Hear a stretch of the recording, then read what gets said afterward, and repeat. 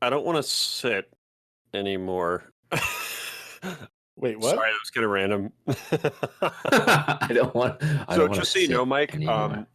now that I'm at home working from home, even if I'm not working from home and COVID does not exist, I have to sit all day from 8 to 5. Right. That's I sat all day today because my schedule is pretty much the same. And then I sat to watch a movie after work, and I'm sitting again now. And I'm going to sit for. So you're just like you're like, I'm done. I don't want to. I'm done sitting. I don't want to sit anymore. To be fair, to be completely fair, though, you made a standing desk for yourself. I did. And then you took it apart because your feet hurt. Yeah, dude. I ended up getting like club feet. I really did, dude. I was getting like weird blisters and shit, and my left foot was all swollen, and I was like, "What is this, gout?" I couldn't imagine. I think I would do the sitting then over the standing desk. I think though, if I had to choose, it worked out for a while. Drew knows about it, and I was actually having a nice time with it until my feet started swelling. So and you're like, nope. Yeah, I'm done with this, and now I can see like the tendons and everything again now. Huh. I had like an inflated foot, dude. I'm not even joking. Oh my god.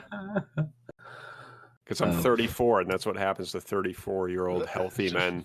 Watch out for that gout.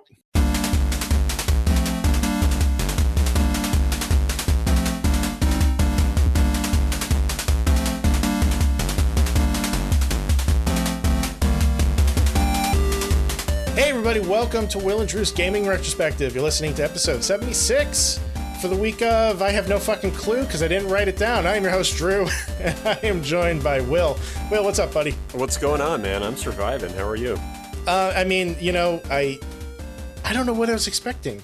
You always say you're surviving. Oh, yeah. I need you to change it up a little. I kind of had that one, like, ready to go, too. Like, it was in the cannon. I just kind of pulled on the back, and it just kind of launched. You know, you ever like walk by, well, we don't walk by people anymore, but back in the day when we used to walk by people in public, did you ever like see somebody you know and you'd be like, hey man, how's it going? And they reply, good, and you? Or it's like, hey, what's up? Good, and you? Oh yeah. Or you get the good that? You? Good, yeah, but it's like they answer like a question you didn't ask, like, you know. Yeah. Like, hey, what's up? Yeah, good, you? Right. Yeah, that kind of thing. Yeah, no, I gotcha. Yeah. That happens all the time. It still happens. Yeah. It's an awkwardness that I think happens between humans when they are just socially awkward. Which most of us are, kind of. I suppose you're right. Well, we have a guest that's with us today. So I want to just kind of get our quick plugs out of the way first, and then we'll just dive right in and bring our guest on board. What do you say? Let's do it. All right. So first of all, check us out on the web at www.wdgrpodcast.com. We're on Facebook, Twitter, and Instagram at WDGR Podcast. Swing on by our Discord room. There's going to be a link for that in the show notes, and you can chat with all of the members of our community, including our guest. Will, if somebody would like to find you, how can they do so? Sure. Go to twitter.com, and you can find me at will_gear. And you can find me at ScionStorm. And I'm super excited to bring in a longtime friend of mine. We go way back. We used to play in a band together. We've gone on road trips together. We've played some video games together. This is a cool dude, man. Bringing on the TubiakManiak, Mike Tubiak. What's up, dude? Not much. Our show said, good, you. Welcome. Thanks for having me, guys. Of course. Thank you for taking time out of your hectic schedule. I know you've got a lot going on with the family and everything, and you're a busy man. You're a podcast host as well, right? Yep, you can find me over at Living Free with RP. What is RP? RP is retinitis pigmentosa. It is a genetic eye disease that affects your retinas, and you basically lose your night vision, and then you kind of lose your peripheral vision, and then some people lose everything, and you're left with central, which is kind of like where I'm at now. Huh. Okay. So, I mean, I'm sure we'll dive into this a little bit more as our conversation goes on, but that's got to be kind of tricky for something that's like a visual medium like video games. Oh, definitely. some games that are more fast paced and stuff like that like third person shooters and things like that are much more difficult for me to play. I keep up with. I mean, I still like to play them, but I think my roles in those games kind of change sometimes because I can't react quite as quick or as somebody who has obviously full vision. Sure. Right. That makes sense. And it's got to be kind of, I'm sure it's probably frustrating at times too. Yeah, sometimes. I mean, but at the same time, it's like if I play a game like, Battlefield 4 or whatever, and if I'm happy just to kind of be there, playing with my friends. And as long as I'm not getting killed every 2 seconds, it's not too bad. That's awesome. I have a game plan. Like every Battlefield games are great because they have a game. I could just be like, hey, I'm just trying to take this point, get there, and I'm going to C4 as many people as I can. And that's, that makes me happy. I mean, maybe I can't sit there and be like getting up 20, 30 kills, but I can get points and stuff like that other ways. So you're still contributing to the team. Right, yeah. Respectable. Okay. So let's talk about what you're playing right now. Like, what games are on your playlist at the moment? Like I said, I just got back into playing Battlefield 4, actually, because my friend Charlie and I were discussing getting, started playing it again. So I still, I think I had it installed, actually. So, and now I every day I hop on for a little bit, and I play one of my favorite maps that I'm really good at. So I just do that mostly. That's so far as that, or if I feel like I don't want to go crazy visually, I just go with something that's a little more simpler. I'll play Pac-Man. Was it 256? Okay. Pac-Man that's pretty 256? Cool. Yeah, the one's like it's like it's kind of cool how it's like a retro version of Pac-Man, but they make it like you're kind of on top of the board in a way, and it's angled. Oh. It's 3-dimensional. It's like cool. It's simple, and it works with my vision, and I don't have to really focus too much. That's like the endless version of the game, isn't it? Yeah, you just keep yep. And it has some power ups. Is that on the PlayStation 4? Yes. Okay. Yeah, I enjoy that. Sometimes, like I said, me and my son will play that, or like I'll play on mostly on myself. We just downloaded the new WWE 2K20 and Wreckfest. Okay, fun. so I've been playing a little bit of that. Tell me too. about those. Wreckfest is probably the most damage I've ever seen in like a car game. It kind of takes you back in a way to, I keep forgetting the game where like, what was the game you had to do? You had to meet back in PlayStation or Xbox 360 days. You had to do the destruction, but it was like slow motion and all that. Oh, you got points Burnout. Thank you. Yes, kind of like that, but like it's a racing game, but the destruction is like in that kind of realm, but like obviously in more today's graphics. So it's quite insane, like the level of destruction you can do. And 2K20 wrestling, I thought that was pretty good so far.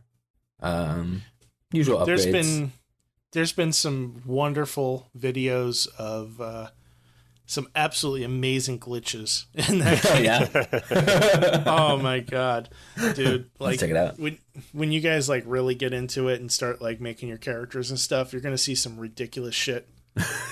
I mean, go ahead. I thought they phoned in some of the creations of the wrestlers. That's been a common complaint with the 2K games lately. And did you know that they actually are not making a 2K21? Oh no, this is it. Oh wow. Yeah, they. I don't know if they're going to switch to a different publisher or what the case is. I don't have any details, but they're not making a game for next year. I think probably coronavirus has something to do with it, honestly. Oh wow. Okay. Yeah, it just looked at the creation. Some of them you're like, oh, that's on point. That looks exactly like the person, and then some of them just look like they just threw it together, and we're like, oh yeah, that's him. I didn't realize any of those games still existed and or are still being made. Oh yeah, the WWE games are very much like any other sports game. They're franchised every year. It's just like clockwork. Madden, WWE every year there's a new one, and they're such like minor updates. They change the roster and they'll maybe add a new gameplay mode, but graphically, like there really hasn't been a huge leap for a little while. I feel like they definitely fixed at least one issue I had with last year's game, because I played 2K16 I think, and I played 2K18, and then now this one. So I didn't play 2K19, but I mean, I know the issue I had with last game I played, 2K18, was when you wanted to retaliate, when you always, the timing always had to be so perfect, or if it wasn't perfect, if you didn't hit R2, that's it. But it always had to be just on so perfect that to get to counter somebody. So it just seemed like, I don't know, it just didn't work for me. And now this one, it's like kind of gone the opposite direction, where they changed the button to triangle, and it's actually easier at a time, which now you just keep going back and forth, keep countering each other. Okay. So it's like this endless loop. Sometimes you end up like, you maybe get a couple hits in, and then, if you're playing versus, like, if I'm playing my son, he has better timing than me. So at least now he does. So as we sit there, and it's just me punching him a couple times, and then he's nope, I missed. He counters that, and then he's going to punch me a couple of times, and you just keep getting a loop. Right. So it's kind of fun, though. I wish I could play with somebody locally. Oh yeah, I would never go online with those games. Yeah, the wrestling games, they can be a blast when you do some like couch, multiplayer, especially if like everybody like takes the time to like make their own character, and then so it'd be like Will getting in the ring with Drew, and Oh yeah, it's stupid fun, but they are fun. Well, that reminds me of the moment because in that universe, like when you create your game and you put it on, and once you create your character and you put it online, it's like. Yeah, if you say you go on and you're playing on your end, one day you're just playing by yourself, all of a sudden my character could show up. Really? At your Royal Rumble. Oh. Yep. Huh. If we're friends and when you're playing that game, my character's uploaded into that network. So you could be playing, and here comes the TubiakManiak shows up. So what I had an eerie thing happen to me one time, because a friend of mine had passed away. And just the year prior, before, when I had 2K, I think I got 2K16, and he passed away. And it was like shortly after I found out, I was playing that game, and all of a sudden it was like the career mode. Who am I facing? But I'm facing him, like during my career path. Holy shit! Wow. I was like, oh my god, Chris Wells. I was like, oh my god, and it was just weird. It was an eerie feeling, like because you're like, I knew how big a fan of wrestling he was and stuff. And oh god, did it look like him? Yeah, no, he did a great job. Like, wow. So it was kind of cool, like in a way too, that you still live on. So yeah, his character was still like, even though he was gone, that character's still there in that universe. Powerful. I've heard stories of like people doing that with a lot of racing games too. Like I think Forza, you can race against an avatar of somebody on your friends list, and fathers and sons, sons who had lost their fathers, but their fathers were players of the game. They'd end up racing their father or something, and, stuff along those lines, or friends racing against friends. Never thought about that in like a wrestling game. That part I like that they did that the way how that works like that. That's kind of cool. Like I said, if you happen to be on playing, all of a sudden, I could show up. Yeah. That's really cool. Yeah. If we're friends, and that's how it works. That's neat. Yeah, I do like that feature. Very cool.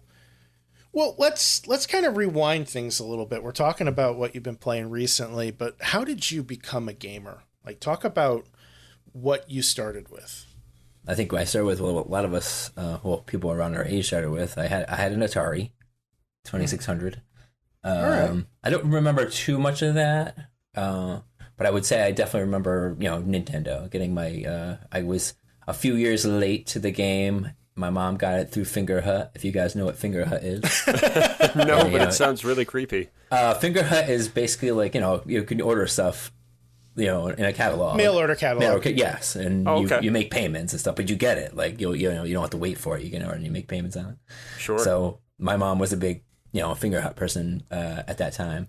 Would you say she was a Fingerhutter? She was. I would say. So yeah, I managed to get my mom to get me a Nintendo, and that was my first introduction to gaming. That what started it all, I would say.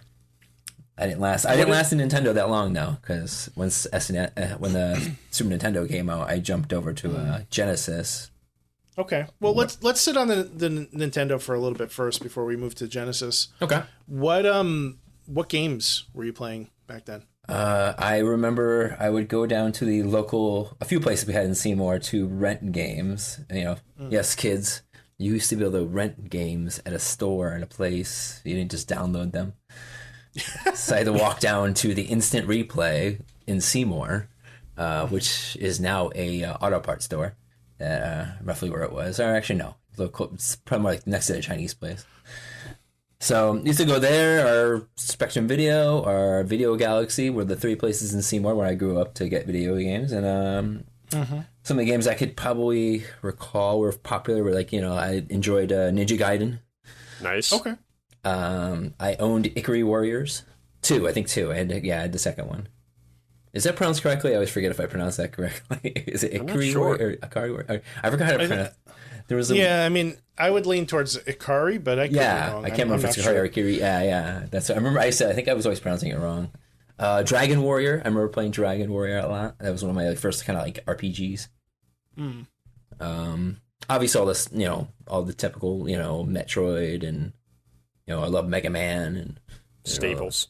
The staples. Yeah, Super Mario's obviously, and but I pretty much always rented like whatever, you know. I play if there was an NES title back then, I probably played it because I just went down and I would just be like, oh, that looks cool, and I would just pick it up, and if it sucked, it sucked, and I, you know, brought it back after I was done renting it and continue on to the next one, you know.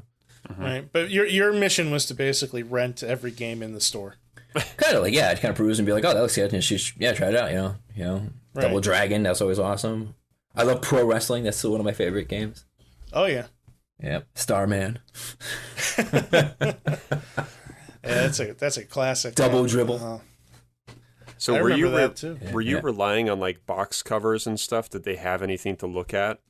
I think I think you could see like the boxes. I think that's how it worked. So you'd glance at It's been those so and just long kind ago. of I'd just be like, I'd be like, oh, Ninja Gaiden. Oh, cool. That was cool. You know, like, and that's it. Yeah. It wasn't like, I mean, granted, yes, I think I did have a Nintendo Power subscription back then. Man. Yeah, it takes you back. Definitely. Yeah. I was definitely more of a gamer back then, I think, during the early times, because that's why I had friends like, you know, down the street that played, and we were all a little more tight knit. So I remember, I think my fondest of Nintendo days were probably when I got like a lot of money for Christmas, and I remember I bought the only game I ever bought brand new was Teenage Mutant Ninja Turtles 2, the arcade game. Very nice. And that was expensive. I remember then. I can't remember how much it was, but I remember it was like a good amount of money for that time period. If I'm not mistaken, I think games were running between $40 and $50. That's what I was gonna say. I was gonna say somewhere. It was somewhere in that ballpark. Yeah. Yep.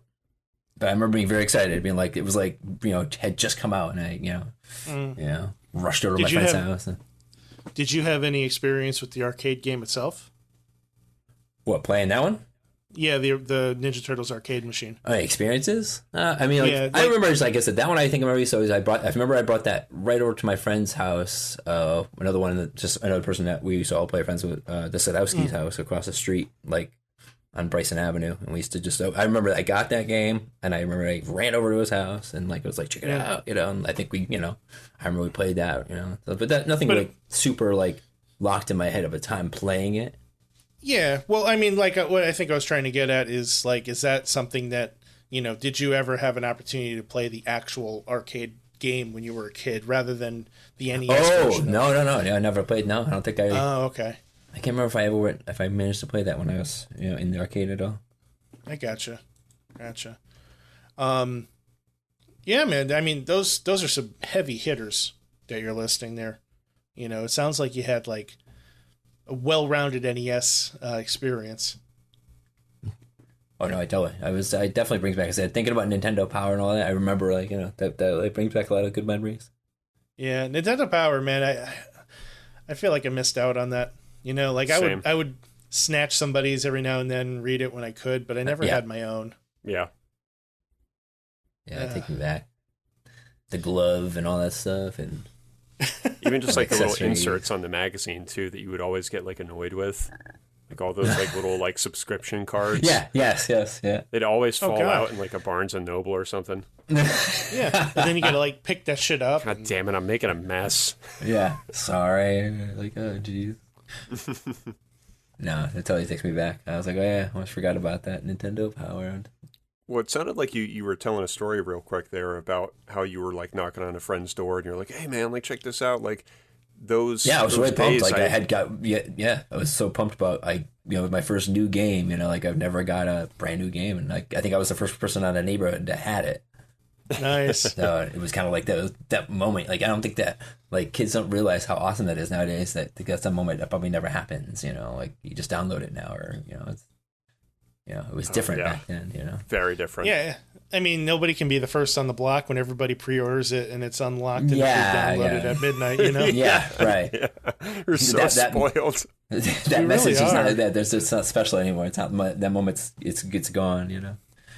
It truly is. Yeah. Like just the experience. Like one of the reasons I still love physical media. It's not the same, but man, just opening up that box for the first time, taking the shrink wrap off of it, just smelling that like lovely chemical smell. Can't beat it, dude. Yeah, totally. It's an experience. It really is, and especially when you have an opportunity to enjoy that experience with friends at the same, you're with them opening it for the first time. Like that's just the fucking coolest. They're like rooting you on too. Like open it, Drew. Yeah, open it. Even if the game was brand new, you still had to blow into it. It still didn't matter. Yeah, those it's the old principle, Nintendo God parts. damn it. Yeah. Sometimes you're just blowing it because you know it's going to happen. That's Well, awesome. the other thing too is like I think it just became a habit for everybody after a while too. Oh yeah, Yeah. right, yeah. Oh god, I remember. Somebody say about that. Oh, sorry, I was gonna say I remember cleaning mine with like cotton swabs and stuff like that, trying to like make it better in summer those days. Well, it's funny because like the as far as cleaning goes, we really haven't evolved beyond cotton swabs. They're still like basically the best thing to use. Mm-hmm. And just rubbing alcohol. Yeah, rubbing alcohol, and that's it. Yeah, all right. But they actually say that blowing into the cartridge is first of all bad for the cartridge, and secondly doesn't really do anything. Yeah.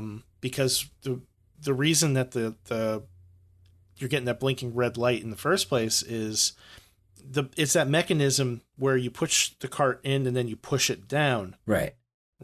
To like lock it into place. Yeah. You don't need to do that for the game That's to function. Right. You actually could just slide it in. You don't. You just slide it in, right, and it'll work. And what's happening is when you push that down, it bends the pins, so the game is not making contact like it's supposed to. Ah, yes. Gotcha. So I think somebody somewhere just blew into their Nintendo cartridge and got lucky. They're just like, hey, that's it. Yeah. And they just people just start assuming like if I blow harder and harder. This will be. It's like an urban legend now, It really is. I tell you, wonder who that one guy it is.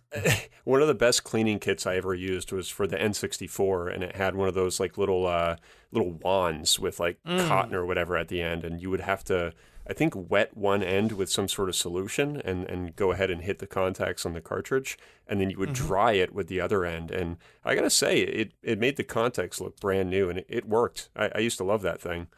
Nice. I bet you one end of that was probably just like a regular old eraser. Probably. Like people use those too to clean off the contacts, and they work remarkably well. It's all about Makes friction. Sense. Yeah, right. That makes sense. I'll have to take some pictures of my Super Nintendo cleaning kit. I have an official first party one, and it's kind of cool because it's all self-contained in an actual cartridge. Oh, that's cool. It's very clever. Like the cartridge like opens up, and inside it you have like a wand, and I think you're supposed to run it under some water before you use it, and then there's actually like a piece that you put in the system as well too. Like you actually take the cartridge and load it into the system and eject it like 5 times, and it's supposed to clean out the contacts inside the system too, the pins. Do you remember the cleaners? I think I remember like the cleaners that they used to have back in the day. There was something like that. I don't know for systems like that, like where it was already something it would go inside it like a cartridge or something like in the other to clean it. Like it would have a cleaning cartridge, right, or something. It looked like it was a game cartridge, but it was something like that. Yeah, this is pretty much like that. Yeah. Oh, okay. It's so wild, like the accessories and the things that they have always tried to sell gamers. Oh, And yeah. how many of them, like, I mean, like something like a cleaning kit, I feel like is a worthwhile investment. Oh, definitely. But like, there's just some bullshit too. Sometimes it's just, Yeah. it's crazy. There's no doubt about it. I mean, it's funny, even going back to like the days of blowing on cartridges, you were always the expert and the savior in that situation too. Like if your friend didn't know about it and you're like, dude, it's not working, you're like, stand by. Yeah, yeah. And you would just take over, blow on it with your like wet, sloppy mouth, probably making it worse.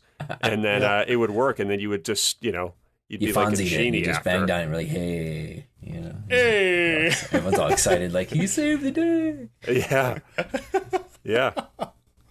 My question is, man. I want to know about, because I was thinking about how I think nowadays, like, generic controllers are actually not that bad.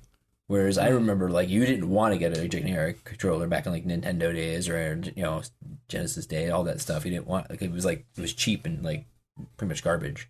Mm-hmm. And I'm wondering if, when did that change happen? Like, I don't know.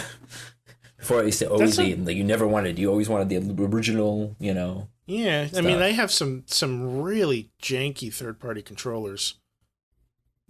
Like I think I was talking in I don't know if it was our last episode or the one with Ben, but we were talking about PlayStation, and I mentioned that my mother wasn't able to get like a second controller for my original PlayStation, so she bought me like this third-party controller, and it was just the fucking worst. And I have a third-party Dreamcast controller that's just also just the hottest of garbage. It's made out of like paper mache. It looks Yeah. like a fucking batarang, dude. It's terrible.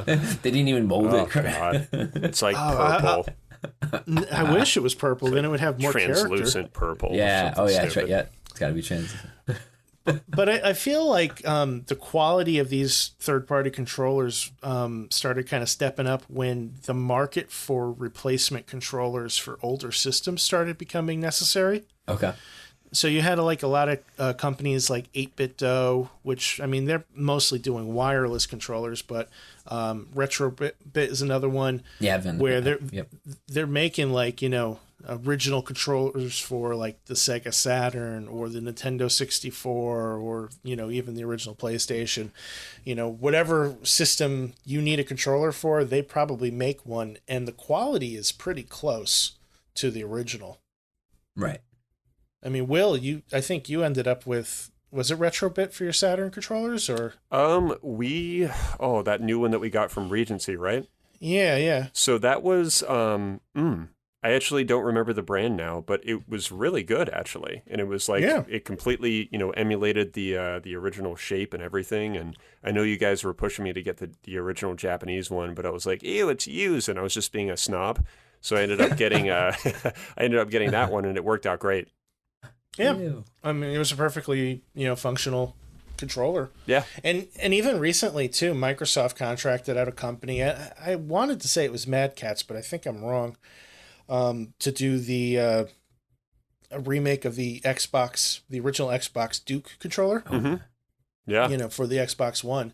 So, like, these manufacturers, like Microsoft and Sony, they're working with these third-party companies to come up with better versions of their controllers or remakes of their old ones, which I think is pretty neat. Mm-hmm.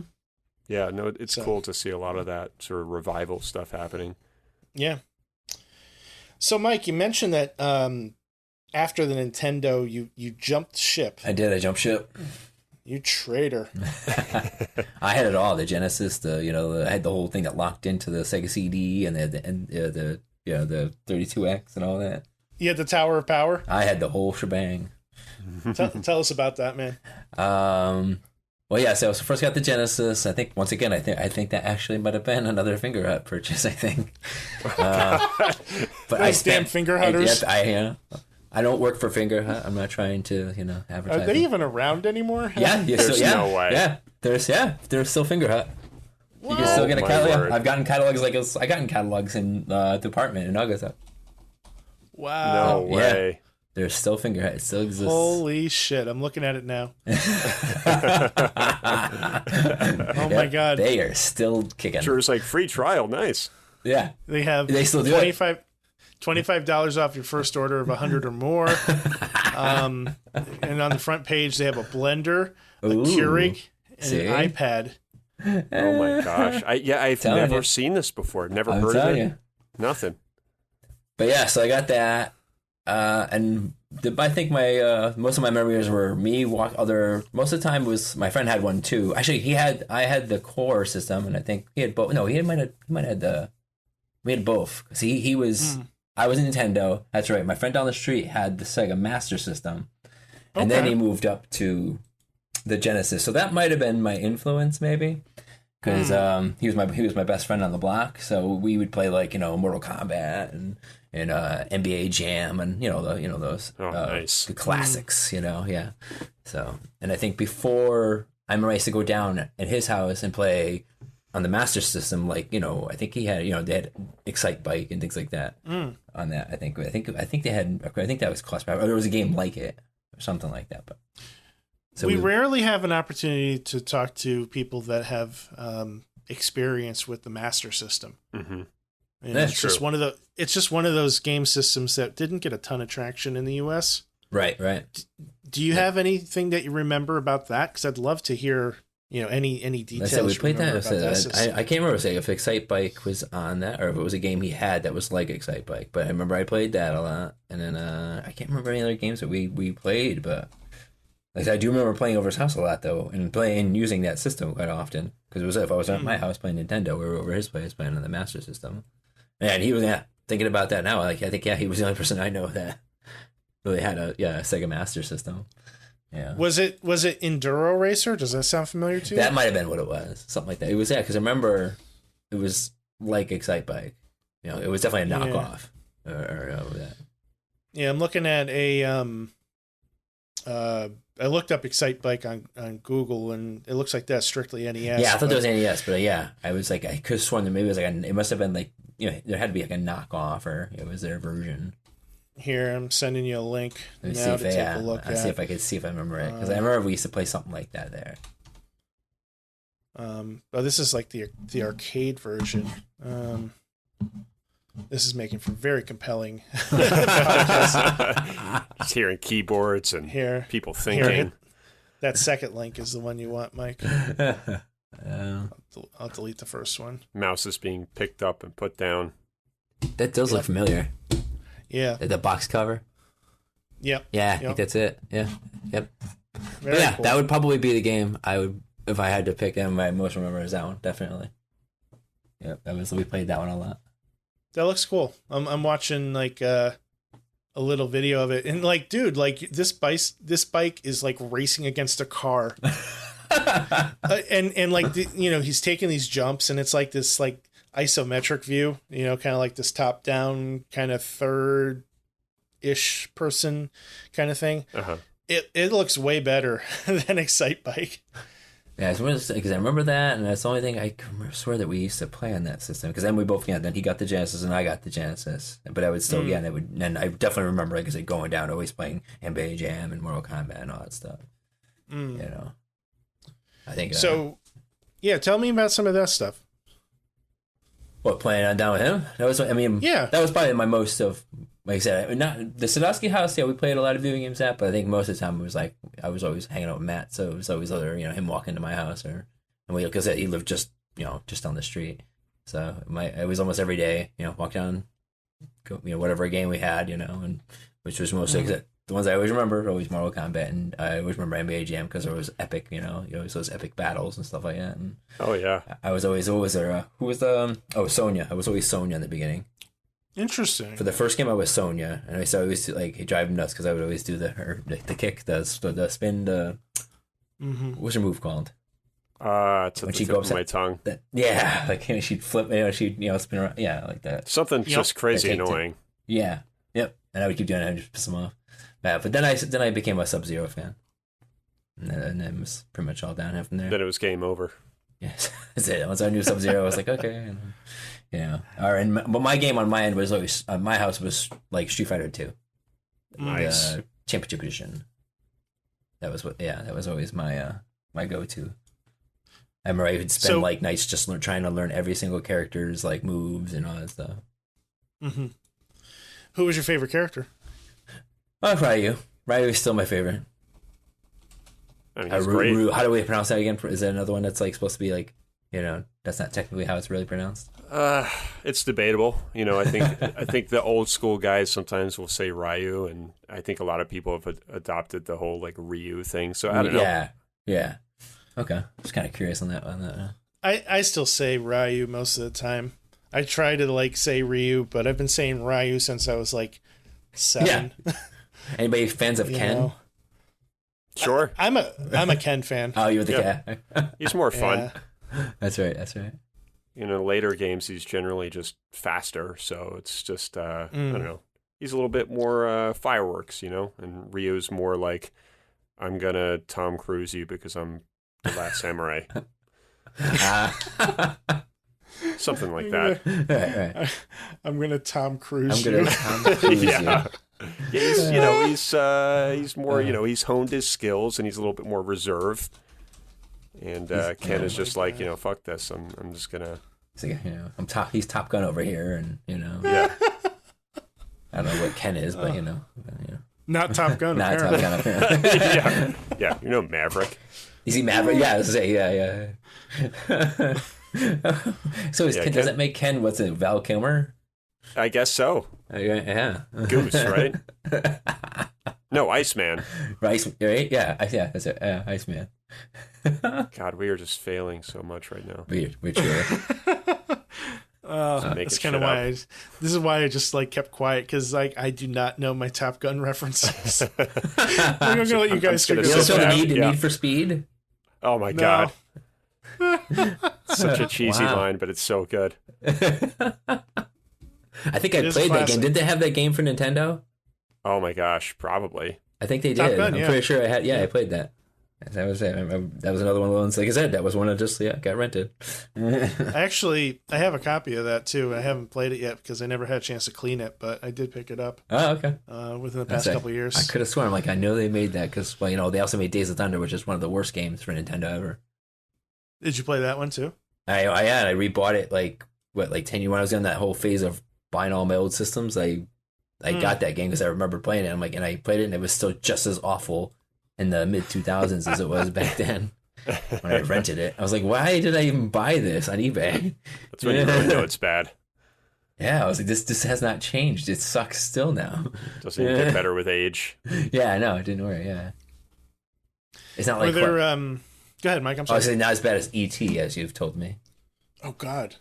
The glitch. Oh man. That's still like number one, right? In terms of Isn't being that the worst game right? ever. It's pretty high up there, yeah. They buried it, for Christ's sake. Literally, yeah. There's a whole documentary on it. Oh, yeah. Wow. It's a good documentary too. If you haven't seen it, I'll have to check it out. It actually is. I can't remember the name of it right now, but if you remind me, I'll find it for you and link. Should be it to titled you. Unfinishable or something. Oh God, yeah. That would be a great title for it. Oh man, well, for the longest time, I thought like there's something wrong with me. Oh, so you've actually played it? You've actually remember playing it? I have a copy, yeah. Oh wow, okay. It's at my parents' house. I haven't touched it in probably 15 years, but Right. But you remember actually being like, what's going on here? Well, yeah, because like I would play it and like I just couldn't get out of this damn pit, and I didn't have any concept of games having bugs. I was too young to realize that a game could be broken. Right. Yeah, back then, we're not in the game era where you can just download a patch and be like, all right, fixed. And this is even before the internet, where you can just like go online and look up like how to get out of ET pit. Oh, right. Yeah. So like I had it wasn't until like years later when I started like really diving back into retro gaming again, when I started finding people online talking about how bad that game was. Is crazy. Yeah. Like that game is just. I think it's awesome because you broken. experienced it. You experienced it firsthand, without even knowing. Yeah. Well, when I have an opportunity to go back to my parents, I'll try to remember to grab the Atari and those games, and then you can experience it too. I want to see what that's all about. I mean, you told me, obviously, I've heard you tell me about that, the whole pit issue. I'll just hand you the controller and walk away and like, wait for the swears. Good luck, yeah. I'll give you $1,000 if you can beat this game. Will, you're laughing, but you're going to play this game too. Oh my god, I really don't want to. By the way, I think it's called Atari Game Over. I think. Oh, that's the title for the. I For the think. documentary? That's a good one. That's a good title. I could be totally wrong. E.T. game documentary. They should call it like the pit of shit. Keep it buried. The ET documentary. Yeah. Yeah, I think you're right. I think that is it because. Yep, this is totally it. Because they released it for free on Xbox. Oh, okay. Yeah, I don't know if it's still available, but allegedly it's been on Netflix as well too. But it's worth checking out. It's maybe an hour and a half or so. I think so. Yeah, it's a little north of an hour. But it's worth checking out. It's fun. I like that. And they found other cartridges in the desert too with that. It wasn't just ET. Oh, there's other like games that were glitched. Yeah. Well, it wasn't so much about the glitch. That. It was more about the crash of the video game industry at that point. Oh, okay. If my memory serves correctly, because like Atari was like so upside down that they couldn't like give the games away basically, so they just buried them in the desert. So somewhere there's a desert for games. It's totally normal. Yeah, they dug them all up now, so it's that's awesome. They found them all. So let's see here. So you talked about Sega Genesis, and I connected in. Then my sister spent the $300 just before the Sega CD crashed, because like shortly after that, like it went down like in like significant amount of money. But like she actually spent the $300, and my sister bought me the Sega CD with Sewer Shark, which I love that game. I don't know. I'm probably one of the, I know there's not a lot of people who would say that, but I am definitely still a Sewer Shark fan. Dave has a wonderful story about Sewer Shark. I'm sure he does. Yeah. You'll have to get him to tell you because the way he tells it is quite brilliant. But basically, he had a copy of the game and the disc broke, and he went to Funcoland to buy another one, and the guy at Funcoland was like, "Why would you want to buy another copy of that?" I'm sure he tells. I would be that one. I would be that guy. Yeah, that'd be me too. Yeah, because I enjoyed the game. I was hooked on that game. So for any listeners that may not be familiar with this masterpiece, what is Sewer Shark? Oh, it was like the early stages of like really horrible video, like some guy traveling obviously through a sewer, and I can't remember like the story or what. I just remember the video parts would pop up, and some cheesy guy would be on the screen talking about whatever. And it's been so long since I played the game, but I remember, I remember I believe I beat the game. Really? Yeah, I think I did beat the game. I spent like hours playing that game. Yeah, I only had that. I think when I had the Sega CD, I only had that, and I had NHL. I think 90 something like 94. I forgot which one, what year it was, but I had. That's only the only two games I had, so I would play the crap out of that game.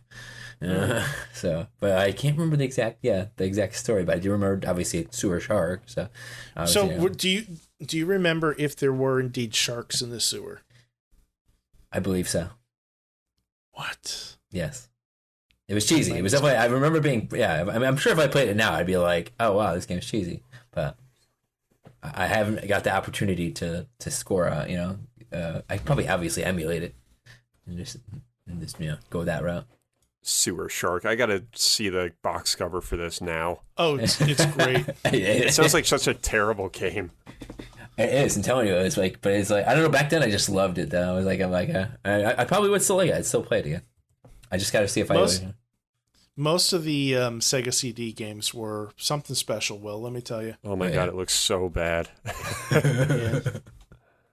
I remember the guy being really Oh yeah, there. Yes. Oh my god, that takes me back. Yeah, look at that. That's it. Yeah. It's so shitty I can't even like zoom in on it. And I'm telling you, the graphics are gonna be so bad. Yeah, like you thought back then, you're like, "Oh, this is amazing." That of course during that time period. And sure. And of course, PlayStation came out and just destroyed that. Were there any other games that you remember for the Sega CD? Because there were some winners on there. Let me tell you. I only because I think I remember only had those 2 games. I don't think I ever because it was shortly after that because I bought it. Like I said, I bought it towards the tail end of its popularity, right? And before it just got crushed. You know what I mean? Luckily, I picked up the 32X when it was like at Bradley's or whatever, and I got that like when it was like past its prime, so I scored it for like cheap. Right. Anything on that one stand out for? Oh yeah, I used to play this game. I had this awesome tank game, and we had my friend used to play. My friend EJ used to play this motocross game I had on it. That was awesome. I like that one. The motocross game. I can't remember what it's called. Once again, probably some cheesy name, something Moto something or whatever. But that game was a lot of fun. But I think it's only 2 games I bought: the motocross game and I had the tank game.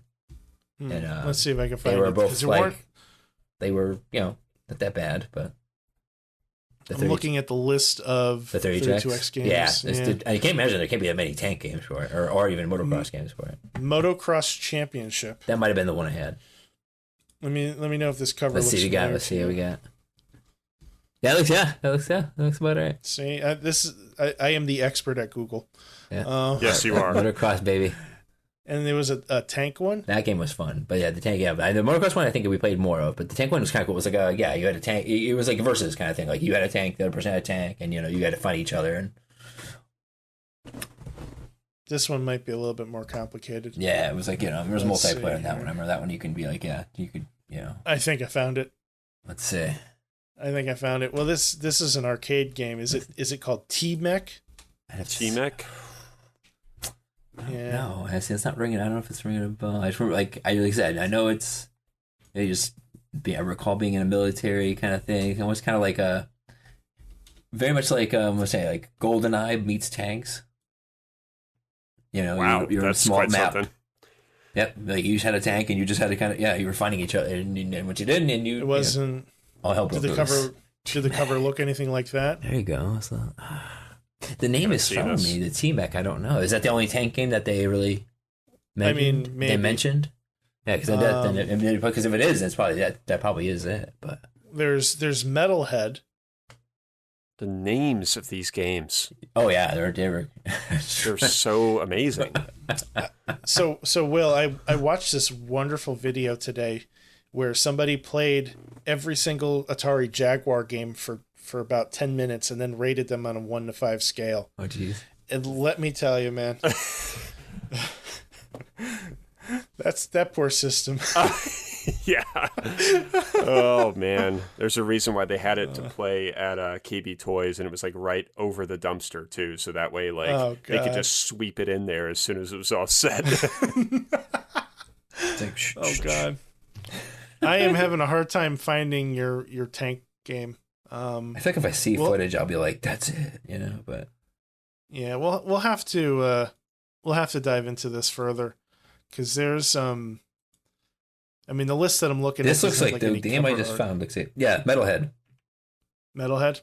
Metalhead looks like I'm looking. I saw a screenshot of the gameplay, and that looks from what I remember. Okay. Because you go through a city and stuff. Yeah. So I think Metalhead was the one. So let's see what that looks like. Oh yeah. So like this looks like you're on a street and you're driving around in a tank and then you're shooting shit. Yeah. Oh man, this looks like trash. Oh man, what do you mean? That was a pinnacle of technology, man. 32X. Yeah. Dude, check this out. Somebody put Alex Jones's face in a sewer shark. Oh god. Side note, I totally think I got 32X for I think I may pay $20 for it. At first, I thought it was Hank from Breaking Bad, and then it turns out that it's Alex Jones. Oh god! I think I just want to put like Damien's face in there. I just want to put somebody that we know. Make it all like pixelated. Mike, get on that, man. Yeah, I'll Photoshop. Exactly. Mike's a perfect person for this. I'll do it. I'll be on it. I miss photoshopping. I haven't been able to Photoshop in so long. Well, we have a job for you. I used to love doing that kind of stuff when I was at work, messing around with people and doing stuff for people. Mike, can you do this for me? Like, yeah, I love doing that kind of stuff. That's fun. Give me a Kit Kat and I'll do it. Right? Oh, and I think I got the games for the 32X. I think I literally think those games at Bradley's were like $2 a piece, or something like that. It was like it was so cheap. Like I had to buy them. Like it was like even though I didn't know how the system was going to be, like it was totally worth the money. Yeah, I mean, if you have an opportunity to buy a brand new clearance, game for $2, like they were just I was like, just get out. I was like, cool, I could pick this up. It's a couple of games for like nothing. I remember when they were liquidating the 32X, I went into Toys R Us and they were selling the 32X by itself for $5. That might be it might have been that literally might have been what I paid for it. Yeah. Mm-hmm. I didn't have a Sega Genesis, so I never bought one of those things, but in hindsight I wish I did, like just hoard them just to have, right? Just because like now I have a Genesis and like the 32X is really tough to come by in good condition. There's this there's a cable that's usually missing and it doesn't function right without the cable. It depends on what model's Genesis you have, and it's a whole thing. I never thought about that. I was like, wow. Yeah, because I think not in addition to plugging it into physically into the system like a cartridge. Yeah, I think there was some sort of a wired connection too. Yeah, I do remember. Yeah, I do remember. Obviously, you got going on the top, and then you connected to the system itself from via cable. Yeah, I don't remember what kind of cable that was. No, I don't remember what specifically it connected to, but I mean, I got my money's worth. Like like I said, we played the crap out of those games, but the motocross game was definitely the better of the two, graphically and gameplay wise. I mean, it's pretty hard not to get your money's worth out of a $2 game. It is, yeah. Like all this, yeah. It was just a no-brainer. It was just like, okay, I can pick all this up for like nothing. Dude, like I can have a great time with a $2 game if I get a couple beers. Oh yeah. Oh yeah. Like we can make that happen. I think that's the key though, is you gotta have the beers in there. So Mike, were you drinking beers while you were playing your 32X? Like I hope not, because I was like in what, 6th grade or choking on a Coors Light. It tastes so bad. Oh jeez. Oh god. Jared, get the Kool-Aid. Screw this. I don't think Bud Light could have helped those games. I don't know. Oh no. So what came after the 32X? All right, so I got all that, and then what was it? What did we move on? Oh, that's my PlayStation then, yeah. And that was just a gift. My mom, once again, but not from Fingerhutter. I was just about to ask. That was not a Fingerhutter purchase. It was no. I remember my mom just got that. I think I was mentioning it or whatever. And it was like one of the rare times that my mom. It was just a straight up gift. It was just straight. Nice. Yeah, she wanted to get me in, and so. Yeah, my mom bought most of my systems, I think, except for until I think Xbox might have been the first one I bought myself. Sure. I think. Or Dreamcast, maybe I may have lost, but no, I think she got that one to me. But yeah, no. My next move on would have been PlayStation, I believe, right? Because that was before Dreamcast, right? Correct. Yes. Yep. So yes, PlayStation was my next move because I remember I was in a big debacle because that was when all the system wars were going on. It was either I could get a PlayStation or I was going to get an N64, right? Or the Sega. The Sega Saturn. Mm-hmm. Mm-hmm. Right. I kind of wasn't really considering the Saturn. I think I kind of was like going between. I was pretty much stuck between an N64 or getting a PlayStation. And I remember I played a few times over my girlfriend's house. She had like an N64. And I was like, oh, this is awesome. I've been playing Mario 64 and all that. And I was pretty much set until I went over to Chris Bowen's house. And he popped in NBA Live, like 95 or whatever it was at that year. And the full video came on for the intro. And I was like, that's it. I need this. Like, this is it. PlayStation. Game of the year. Yeah, I'm done. I'm getting a PlayStation because I'm like, cartridges can't do video. And I'm like, that's it. Sold. So that was my moment when I realized instantly that, yes, I want a PlayStation and I need one. Yeah. That's kind of like the defining moment, I think, for a lot of kids. Like, the Nintendo 64, I think, was a very special system in a lot of ways, but you pop that CD in that PlayStation and magic happened. Oh, it did. It totally was like, what? Mm-hmm. And it plays CDs. And Bone and I still have a defining moment to this day that I harp him on, and he still can't live down to this day, that I beat him in NHL 95. Wow. And he's still like to this day, like he'll get Still bitter. a If you grudge. mentioned that around him right now, like yeah, he'd give you a look. It's one of those, you know about this. It's one bitter moment he has. Yeah, we always talk about that. Like, yeah, remember when I beat you in Angel Knife? Yeah, and you'll just, like, let's go now. Let's do this. Still waiting for that rematch. Yeah. So no, he probably told me the games he plays now, like NHL, he probably schooled me now. But then I just got lucky back then. Dude, there was one time we were playing, I want to say Capcom versus SNK on the Dreamcast over at Vic's house. It was me, Vic, Vency, Damien, and this guy we used to hang out with, Jay Elam. And Damien was kind of being his usual self, kind of playing a little dirty, getting people in the corner, not letting them out. And Jay beat him. And Damien was the kind of guy that would reset the system if he's losing, because you could do that on the Dreamcast with a certain kind of button combination. So you could, yeah. If you pressed, not every game supported it, but if you pressed all four of the face buttons and the start button at the same time, it would reset the game. Oh my god! So he would act as though like it was like an actual like a glitch or something like that. Somehow, yeah. Or he'd be like, "Oops, I didn't mean to," but like he was getting his ass romped. We knew it was the score was going on, right? So Jay beats him, and he throws down the controller and he's like, "I'm done. I'm never playing this game again. I retire undefeated." What? And it pissed Damien off so bad. like you can't. I can't even tell you like how red and angry he got that he did not have an opportunity to get a rematch. But he said undefeated though. Yeah. Wasn't he defeated? Jay Elam was undefeated. The guy Damien was playing against. Oh, Jay was the one He played one round with Jay him. was done. He beat him in that round. Oh, and then he never played him in that game ever again. And just not getting the rematch. Just right now, Damien's still having trouble sleeping at night. Yeah. to this day, Damien has never beaten Jay in Capcom versus SNK. He wakes up in the middle of the night and like sweats, like just just shivering, like.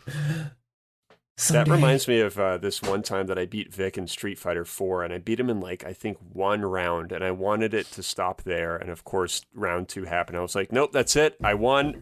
Yeah. And he's like, no, and I was like, come on, man, just let me have it. It took hours for me to beat Vic. Oh no, just power one outage. Yeah, basically, it's the same shit, Really is the same kind of thing. Oh my god. Yeah, those guys are just really good, man. Really good at fighting games. No, that and shooters. I see Vic playing with the shooters. I'm like, nah. See, that's me. Like, I can't do that. Like, when he does this stuff, I couldn't imagine doing that. I have moments of glory like that, but no, he's having it all the time.